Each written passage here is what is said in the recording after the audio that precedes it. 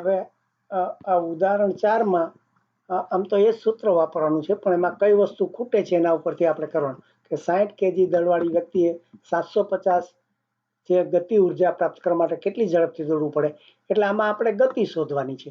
બસ ખાલી એ જ સૂત્ર છે, પણ આપણે આપી વસ્તુ કઈ છે તો કે આ એક માસ આપ્યું છે અને આ કુલ શક્તિ આપી છે, કુલ ઉર્જા આપી છે. તો આમાં વી ખૂટે છે, એટલે આપણે હંમેશા પેલું શીખ્યા કે ગણિતમાં કે જે વસ્તુ ખૂટતી હોય એને ડાબી બાજુ લઈ જવાની અને બાકી ખબર હોય એને જમણી બાજુ લઈ જવાની અને પછી એની કિંમત મળે.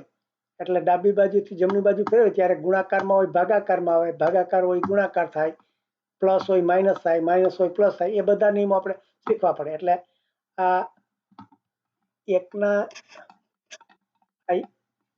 આપણે આમ આપ્યું હોય કે કે બરાબર 1/2 પર નવા પેજ ઉપર જ કરીએ કે આ કે બરાબર 1/2 mv².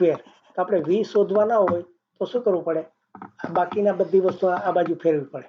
એટલે આ બગડો અહીંયા નીચે છે અને લઈએ તો આ 2k થાય અને આ m અહીંયા ઉપર છે એને અહીંયા છેદમાં આવે એટલે આ v² આવી રીતે થઈ જાય. અને પછી અને વી જોતો હોય તો આનું વર્ગમૂળ કરીએ તો વી થાય, તો આ બાજુ વર્ગમૂળ કરવું પડે. આનું તમે વર્ગમૂળ કરો તો આનું વર્ગમૂળ કરવું પડે.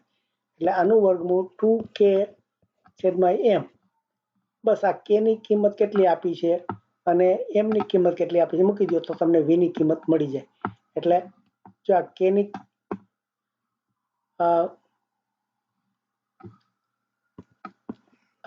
ની કિંમત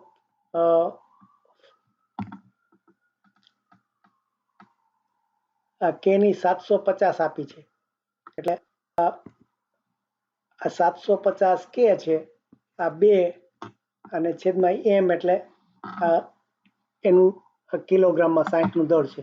એટલે જો 25 ની આવી શેમાં આવી, મીટર/સેકન્ડમાં આવી. એટલે આ રીતે બસ એ સૂત્રની થોડા જુદી રીતે વાપરતા શીખવું છે કે કેવી રીતે જે ખૂટતી વસ્તુ શોધી શકાય.